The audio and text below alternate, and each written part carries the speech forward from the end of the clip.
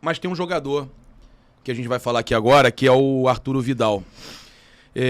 Olha só, reviravolta. Após ter seu nome especulado no Boca Juniors, Arturo Vidal segue aguardando o Flamengo, esperando o Flamengo, de acordo com o seu empresário, o André Cury, em contato com a ESPN, falou o seguinte: estamos esperando a decisão deles, Flamengo, tá? Já conversamos de novo e agora é com eles. Não há nada oficial.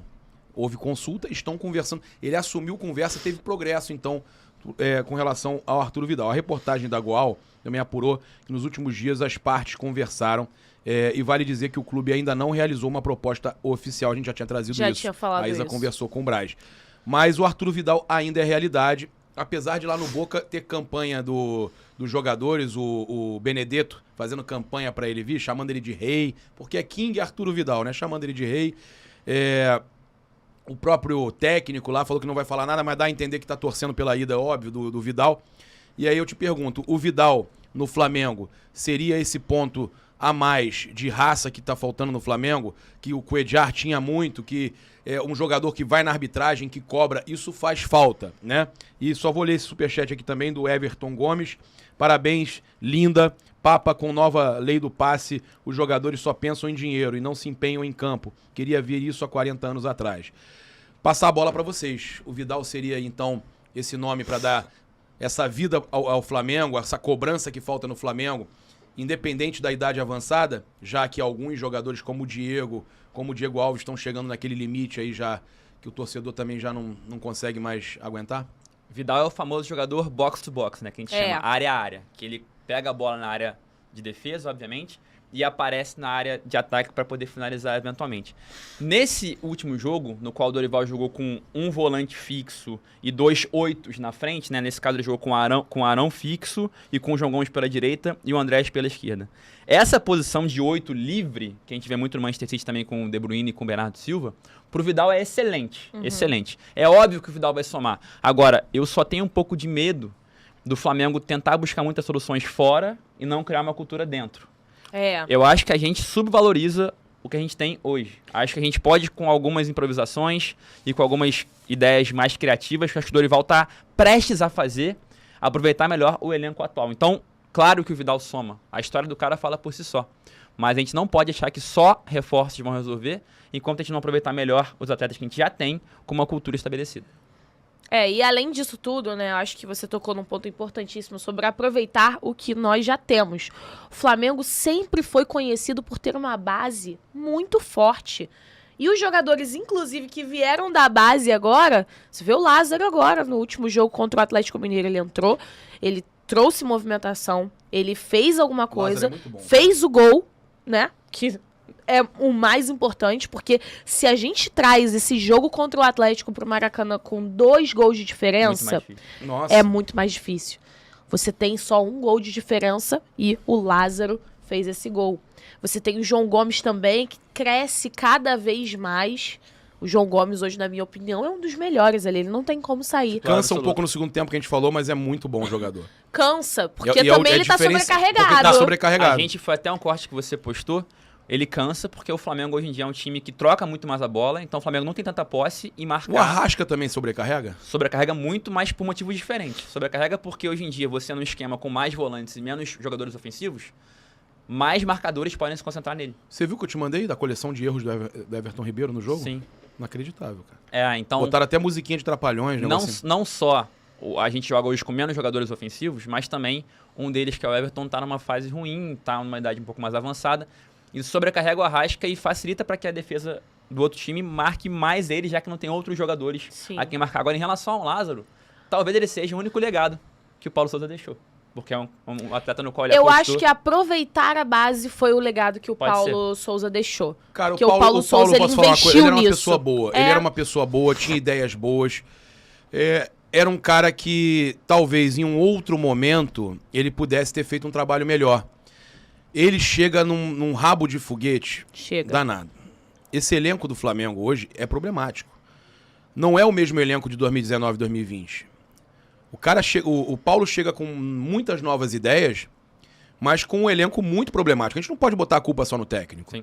E a gente aqui sempre falou isso. A culpa não era só foram dele. vários. Todos são ruins. Renato é ruim, Rogério Ceni é ruim, Dome é ruim. O Atlético Paulo Mineiro Souza... que é o Renato. O Turco, eles não falam isso publicamente, mas internamente a gente sabia que se o Turco caísse, assumiu o Renato.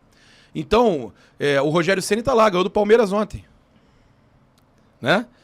Jogo de mata-mata. Já tá na frente, é complicado. Então, são técnicos bons. O pessoal brinca, zoa que o Rogério Ceni não é, que não sei o quê. Mas, gente, são técnicos que, você analisando o mercado, eles são... Todos eles no Brasil, primeira prateleira. Primeira prateleira. No Brasil, são pretendidos pelas principais equipes. Sim. Então, aí o Paulo Souza vem. Não acho, tá, que ele... os números dele não são bons, realmente. Não acho os números dele bons. São horríveis os números dele. Mas os números do Dorival também estão ruins. Pensar em números também estão ruins. Ou seja, esse elenco é problemático. O Flamengo passa por um problema muito sério.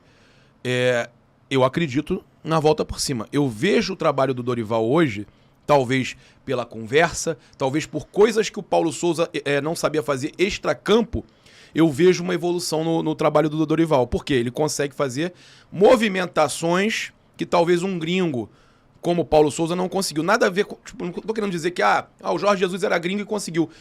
O Jorge Jesus foi como é que a gente fala? Um ponto fora da curva. Um ponto fora da curva. Foi. Entendeu? É muito difícil um cara que chega Eu aqui... costumo dizer que foram os astros se alinhando que fizeram. É óbvio, teve trabalho e competência. Mas ele é fenomenal, demais, ele é fenomenal. Isso. Mas eu acho só importante a gente frisar que as ideias do cara não eram de todo ruins. Não. Ele tenta colocar o Everton Ribeiro do outro lado. Não deu certo, meu irmão. E o Everton tá com isso na cabeça, que foi lá pro outro lado. Tem vários erros dele no último jogo. Foi pra esquerda. O Marinho, eu acho que algumas coisas ele até fez errada, mas a intenção dele era fazer isso que você fala tanto aqui. Tentar encontrar alternativas. Ele fez isso pra caramba. Sim. E aí é uma questão estrutural, que é o seguinte: o torcedor tem que entender, nós, torcedores, temos que entender que a gente tem participação nisso. Porque o cara chega, ele tenta inovar. Às vezes ele vai acertar, às vezes ele vai errar. Ele tenta inovar, ele vai mal, a gente reclama pra caceta. E aí pressiona o cara, a diretoria fica pressionada. Então esse ciclo vicioso no qual o cara tenta, erra, a gente pressiona, faz com que as coisas não mudem. Então se a gente quer ver realmente inovação, também temos que ter mais paciência. Então galera, paciência com o Dorival. O cara acabou de chegar. Eu também acho isso. O bolo é bom, hein? É muito bom. Brigadeiro. É muito bom mesmo. E acertou, tá? Acertou. Você gosta de bolo brigadeiro? Meu sabor favorito é brigadeiro. Aí, ó. Você é top, cara. Você é top. Mas eu acho exatamente isso. Eu acho que quanto mais esse processo de fritura acontece, mais expõe o quanto esse elenco também tá um pouco perdido. Sim. O quanto esse elenco tá um pouco desalinhado com o que realmente está acontecendo. A impressão que dá é que, assim, esses jogadores, eles estão meio que jogando por si só, sabe? Às vezes a impressão que dá é essa. Que eles não estão ali com o grupo mesmo. Parece que se perderam, entendeu? A gente via uma união muito forte em 2019. E aí é o que eu volto a falar. Já falei isso algumas vezes. O Rafinha, na sua despedida, ele falou o quanto era difícil manter o elenco unido. E realmente, E você é percebe óbvio. isso nas viagens também? Que não tá a mesma coisa? Não tá. Eu sinto que não tá a mesma coisa. Mas é uma questão de cultura, sabe? Acho que assim... A Isa tá sempre no hotel nas viagens, né? Não, sim. Eu dei um exemplo no nosso último programa Pod Tática, que até um amigo meu que é CEO de uma empresa, ele falou que gostou muito desse exemplo. Em qualquer empresa, e o Flamengo é uma empresa, se você não tem uma cultura, se você não tem um sistema, se você não tem um modelo, os indivíduos ficam perdidos. O Flamengo tinha uma cultura em 2019 que facilitava o todo, né? Saía um, entrava outro. Pô, a cultura é essa, a cultura de posse, de pressão. Agora, a gente está encontrando a cultura. E o Dorival tem sido muito humilde em admitir, talvez não admitir verbalmente, mas admitir com atitudes. O seguinte, eu acabei de chegar, não conheço direito o elenco ainda, então eu não vou arriscar muito. No entanto, acho que a partir do jogo de amanhã, a gente vai começar a ver um pouquinho mais de DNA do Dorival e um pouquinho mais de inovação.